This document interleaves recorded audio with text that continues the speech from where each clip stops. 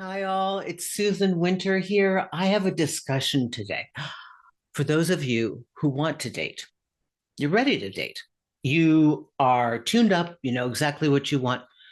There's a little bit of an issue. You are in an environment, a field, a career, whatever it is, where you live. It does not give you enough of a selection of available partners.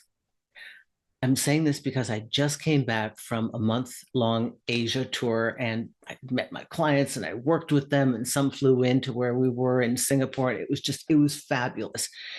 And oftentimes, many of these individuals were working for an NGO in a developing country, where they had a very specific kind of job that limited them to a certain location, and or the location was very expat heavy. So people were in transit and they either brought their families in for a few years or however long they were working in this country and left, or they entered their time in this foreign environment with the mindset of, I'm only going to be here a little while. I'm just going to do my time, build my career, and I'm not looking for anything serious.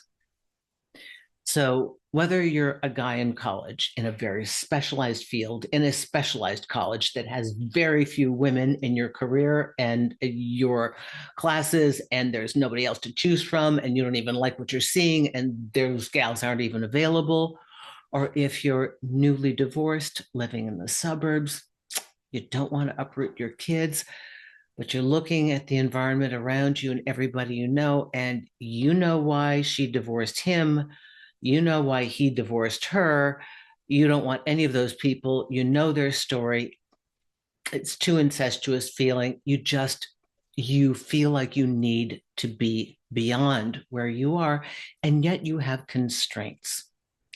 How do you handle this? I'm thinking about this because I just recently worked with a lady who lives in a beautiful mountain community. I mean, it's gorgeous. But to get down the mountain into a big city is about 2.5, 3 hours. So you're talking long distance relationships. There's a lot of work going on here. And everybody in her community and back up the mountain, though it's a very posh place, everybody knows everybody and everybody's been switching partners. She asked me what to do because many times you may find yourself compromising on exactly what you want, or you may find yourself even trying to compromise on your morals, on how you're going to take whatever you can get. So let's figure out some ways that are a little bit better option. One, you have to understand that given the constriction, you are going to have to work for expansion. I know you're going to have to work at dating. If you are truly, truly motivated to date and you want to date quality, you are going to have to find ways to get beyond your limited sample selection. And you are going to have to enlist other people.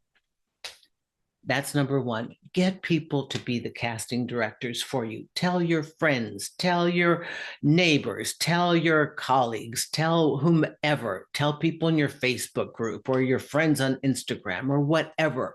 Tell them that you're looking for somebody, tell them what you want, and tell them you'd love to have an introduction. That's one.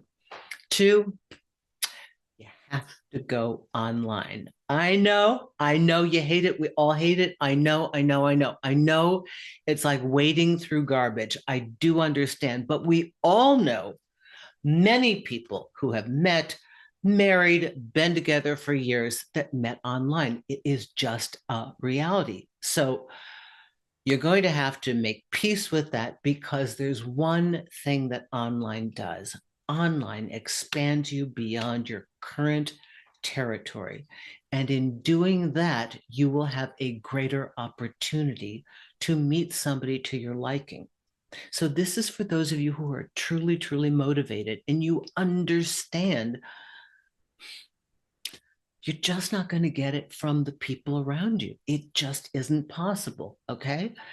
So then put it in your mind that you will dedicate X amount of time per week to going online and filtering, filtering, filtering, filtering.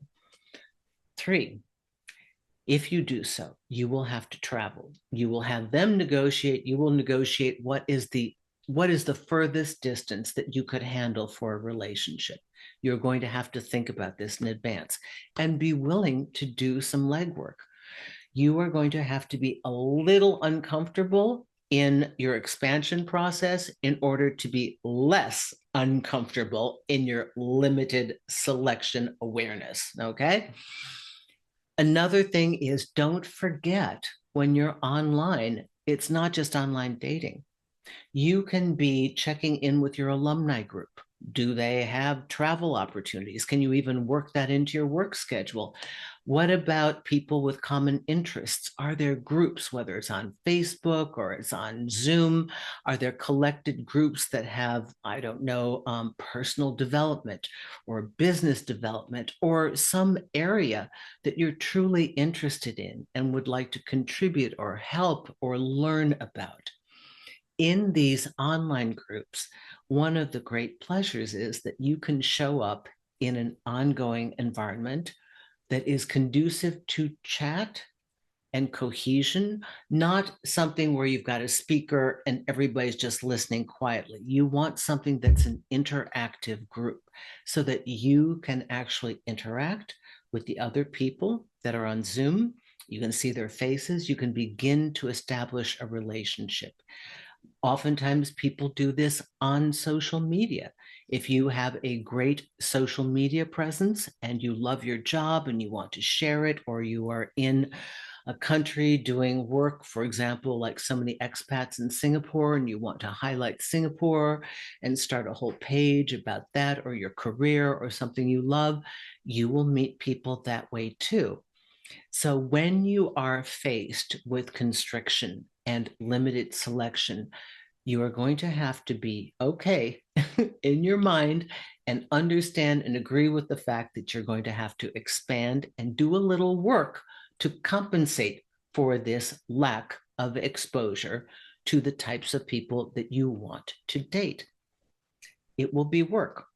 And the very last selection of opportunities here to find people that I'm going to offer you is if the dominant goal in your life right now is to be partnered and you've had your career, you're happy with the success, and you really think you've done what you came to do in this environment, or that you are fully invested in partnership and that is your number one goal, no matter what's going on where you live, then you may want to consider a geographical move.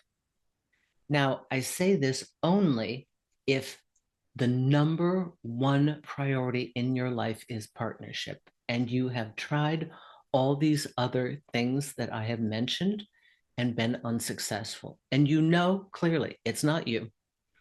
It's just that you are not meeting the kind of people you want. You don't have access to the aggregate of people that you would like to meet. Then consider moving, but do your research first. Where will you be happy? Where will you flourish? And where can you have an active social life walking into a new community as a single, right? So these are things to consider. I think major cities are great. There are a lot of people.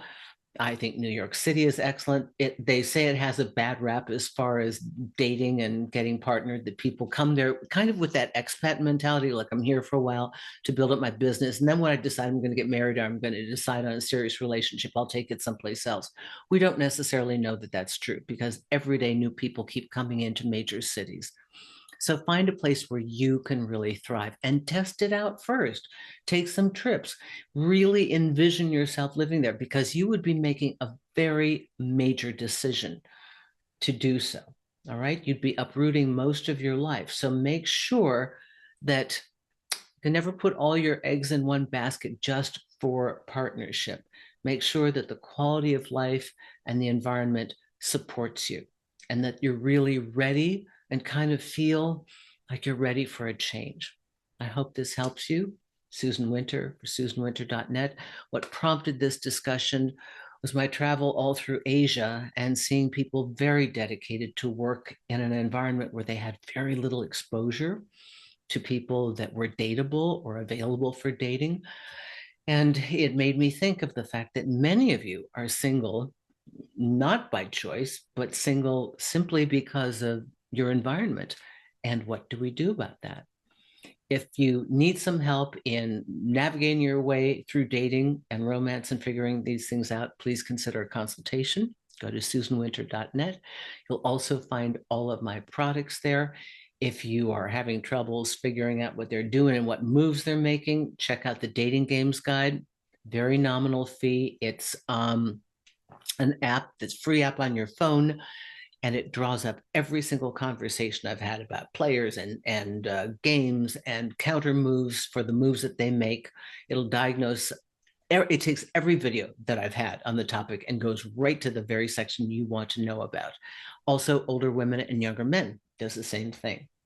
So I hope that helps you. Also, I have books on Amazon. You can see all of that on susanwinter.net and my merch line that I'm so excited about that I do just for myself.